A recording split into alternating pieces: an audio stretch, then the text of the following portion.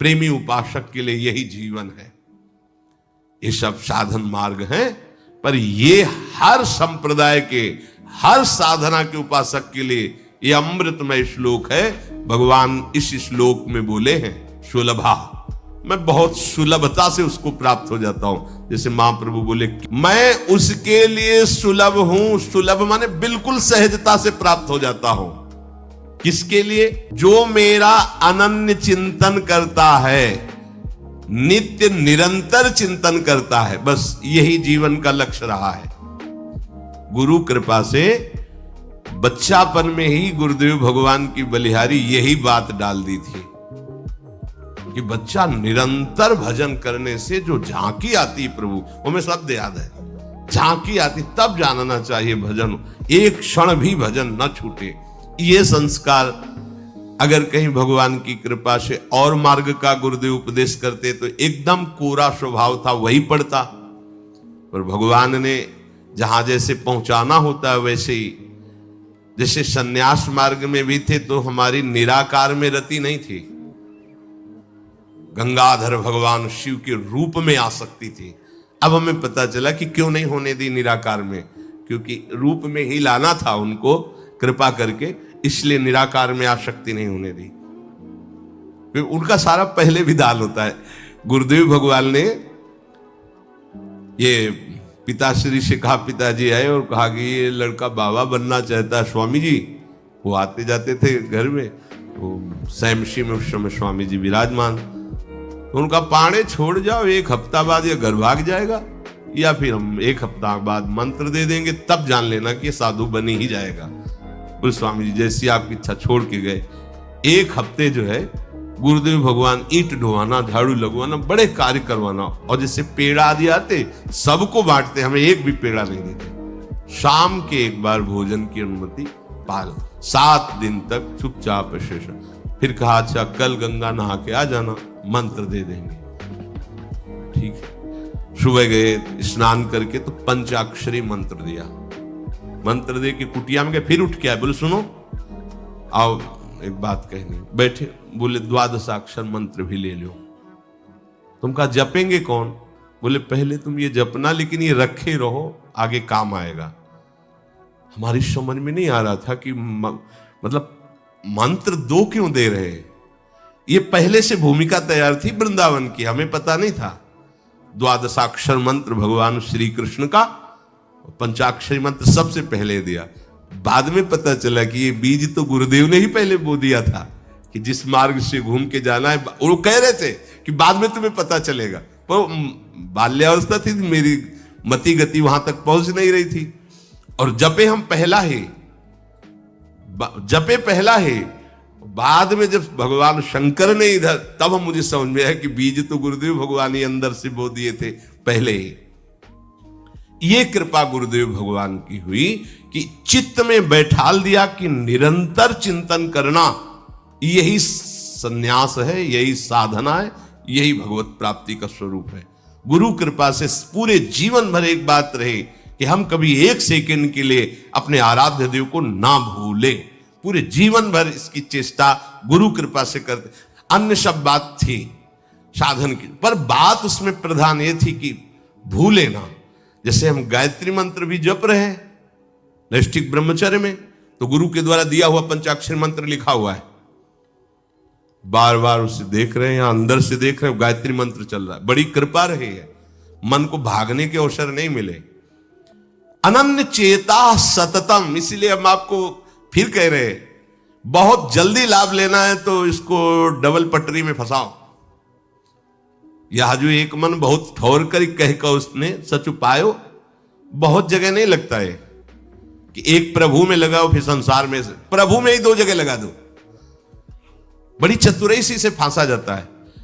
यदि मंत्र से भाग रहा हो और तुम्हें कहीं रूप का अभ्यास हो भगवत कृपा से, तो रूप में फंसाओ, चरणों से लेकर के मुकुट तक, मुकुट से लेकर चरणों तक इसको फंसाओ।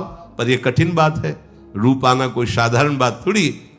तो डबल नाम में फंसाओ। जैसे कल कहा था कि शरणागत मंत्र चल रहा, राधा लिखे है, राधा बार बार, और शरणागत मंत्र जा कहा जाएगा। तो जब गायत्री जी जब करते थे अनुष्ठान पुरस्चरण का, तो सामने पंचाक्षरी मंत्र लिखा हुआ है और गायत्री मंत्र चल रहा है। अगर हम जरा सा भी चूकेंगे तो या तो मंत्र छूटेगा और या तो वो दृश्य छूटेगा। बिल्कुल मन को कोई जगह नहीं रखते थे, कोई जगह नहीं रखते।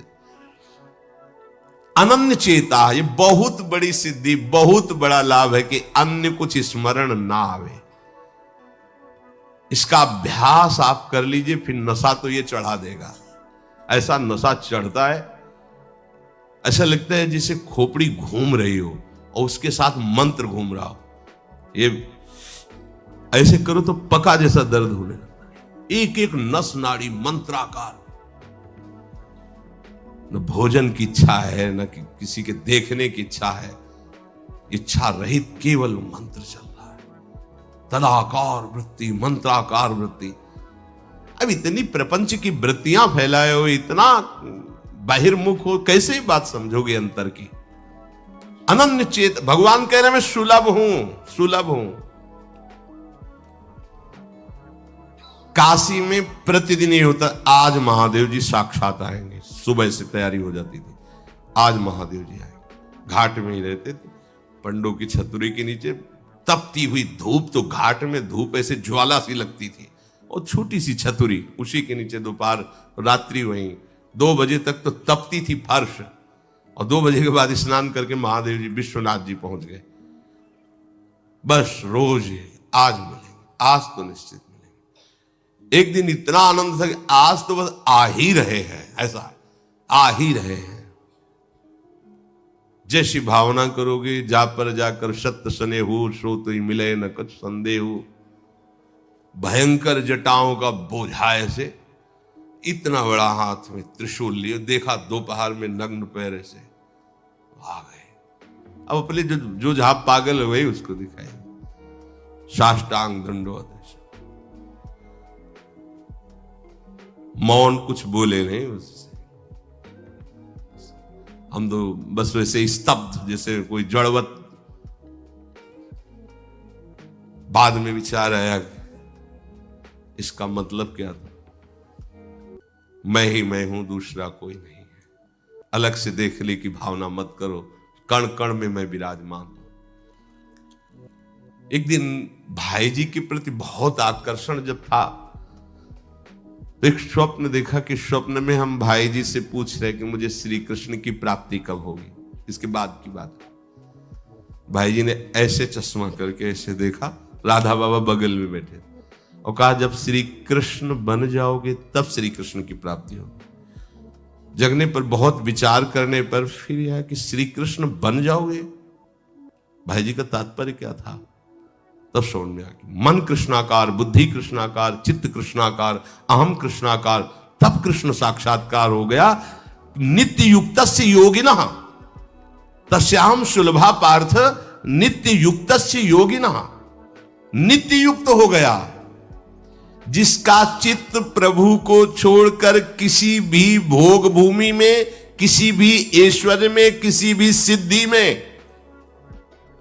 जैसे किसी को लगता है कि ये चमत्कार दिखाना, कोई भी चमत्कार दिखाना बहुत कठिन बात है।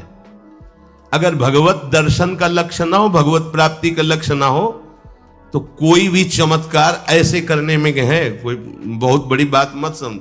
बस ये है कि इधर अगर स्वीकार किया तो उधर गेट बंद हो जाएगा, इसीलिए पिट जाते हैं, गाली सुन लेते हैं महात्मा जन, लेकिन प्रयोग नहीं करते अपने भजन का, प्रभु के पास जाते हैं।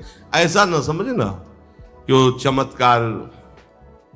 चमत्कार पीछे घूमते हैं। केवल बस एक बात है कि अगर इधर लगे तो उधर का गेट बंद हो जाएगा। तो इतनी दुर्लभ बात बनने जा रही है, किसी को प्रमाणित करने के लिए कि हम महात्मा, हम भजनानंदी, हम चमत्कारी है, अपना गेट बंद करवा ले तो मूर्खता ही होगी ना।